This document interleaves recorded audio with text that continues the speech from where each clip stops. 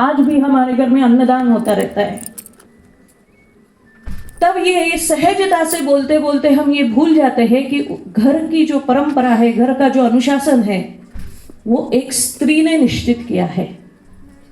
ये एक मां की ताकत है।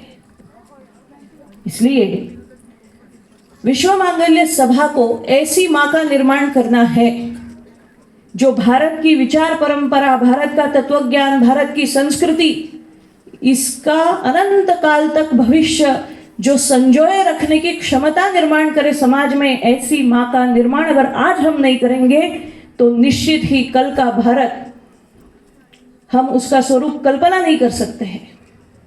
इसलिए एक मां का निर्माण इस आधार पर हो, वो समाज की, वो परिवार की धुरी है, वो नींव है। एक 16 साल का लड़का अपने माँ को पूछता है, माँ मैं जन्मदिन पे तुम्हें क्या दूं?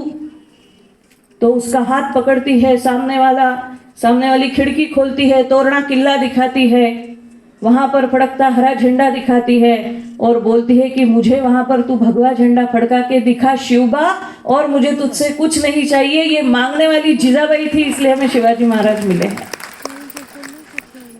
जो विवेकानंद और भुवनेश्वरी देवी का नाम गीता जी ने लिया, छोटे से नरेंद्र, बचपन में विवेकानंद जी का नाम था नरेंद्र, छोटे से थे। उनके पिताजी एक बार उनको सैर पर लेके गए। पहले घोड़ा गाड़ी थी, बग्गी थी, वो घोड़े वाला रहता था, उसको टोपी पहनाई जाती थी, उसका एक वो लाल रंग का पंख उसको लगा हुआ रहता था। एक बार पिताजी लेके गए, ये बड़े राजनीतिज्ञ का बंगला है, ये बड़े कलेक्टर का बंगला है, ये बड़े न्यायाधीश का बंगला है, बड़े बड़े अफसरों के बंगले उनके पिताजी उनको दिखा रहे थे। घर आए, पिताजी नरेंद्र को पूछते हैं कि मैंने तुझे इतने बड़े बड़े अफसरों के बंगले दिखाए, तुझे बड़ा होकर इनमें से क्या बनना है? छोटा सा नरेंद्र वो घोड़े वाले से बड़ा आकर्षित हुआ था। वो बोलता है मुझे ना वो घोड़े वाला बनना है। पिताजी एक थप्पड़ लगाते हैं।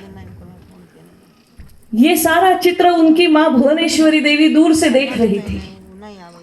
मां नरेंद्र को पास बुलाती है, उसकी आंखें पोंछती है और उसका हाथ पकड़ के एक दीवार की तरफ ले जाती है। दीवार पर एक चित्र टंगा हुआ रहता है। चित्र था महाभारत के भगवान श्री कृष्ण और अर्जुन का चित्र। मां बोलती है, देख नरेंद्र, अगर तुझे घोड़े वाला बनना है ना, इसके जैसे घोड़े वाला बन जो सारे विश्व का सारथ्य कर सके। ऐसी मां, ये विचार, ये प्रेरणा, ये देने वाली मां, ये प्रेरणा भरने वाली मां, आज भी वो मां हम सब में जीवित है। आज भी वो मां हमें ढूंढनी पड़ेगी। आज भी उस मां को हमें प्रेरित करना पड़ेगा कि ये तुम्हारी ताकत है, ये मां के वात्सल्य की ताकत है। आज भी हमारे घर की कोई भी मां जो राष्ट्रभक्त है, जो धर्म से प्रेरित है, जो तत्वज्ञान से प्रेरित है, ऐसी मां दाल परोसते परोसते, सब्जी परोसते परोसते अपने बेटे के सर पे हाथ फेरा कर अगर एक छोटी सी बात बोल दे कि देख बेटा, जिस देश का नमक खा रहा है वहां का पैसा कभी मत खाना, तुझे तेरी माँ की कसम है, वो बेटा जीवन भर याद रखेगा कि मुझे मेरी माँ ने कसम दी है, मैं पैसा नहीं खाऊंगा। ये भ्रष्टाचार हम एक दिन में समाप्त कर सकते हैं। मूल्य परोसने की जरूरत है, मूल्य खिलाने की जरूरत है, मूल्यों की बात बताने की जरूरत है, मूल्य सोचने की जरूरत है। अरे हम तो उस देवभूमि में बैठे हैं जिसमें एक ऐसी मां होके गई जिसके ऐसा बेटा उसने तैयार किया कि जिसका नाम इस देश को पड़ा, शकुंतला की भूमि है, भरत की भूमि है। विश्वामित्र और मेनका की कहानी हम सब जानते हैं। एक विश्वामित्र थे, इंद्र को लगा तपस्या में भंग करना है, मेनका को भेजा।